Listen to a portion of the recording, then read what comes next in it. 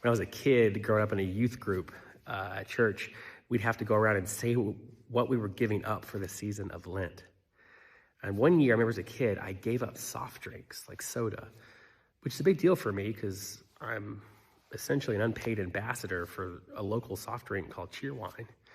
It's one thing people know me for, and I didn't drink it for that 40 plus days from Ash Wednesday to Easter, if you count the Sundays. And that Easter lunch was great. At my grandma's house, we cut into that ham that she'd made, and I poured that first Cheerwine after so many days, and it was an alleluia moment, if you know what that means as a person of faith and the Lenten Easter seasons. But I'm not sure I understood why it mattered.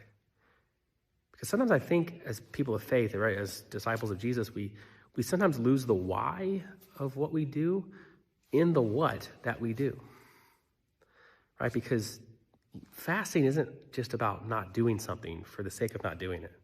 So we can pat ourselves on the back and say, look how awesome I am, or how holy I am, or how faithful I am. It's meant to do something more, right? So during Lent, we can take things away from our lives. We can add things to our lives, like good things for others, or connecting with people that we love, or doing practices that enrich my life and the lives of others around me. But if we say that sin is about turning inward on ourselves, then this act of fasting during Lent is supposed to help us unturn, right? To look out from our own selves and out to the world around us. To learn to reach out and look up and to see our neighbors and all the needs that they have and the ways that we can meet those needs and serve our neighbors. I'm not sure that not drinking Cheerwine for those days really did that for me. And so I don't give up things the same way, but I do try to add something to my life.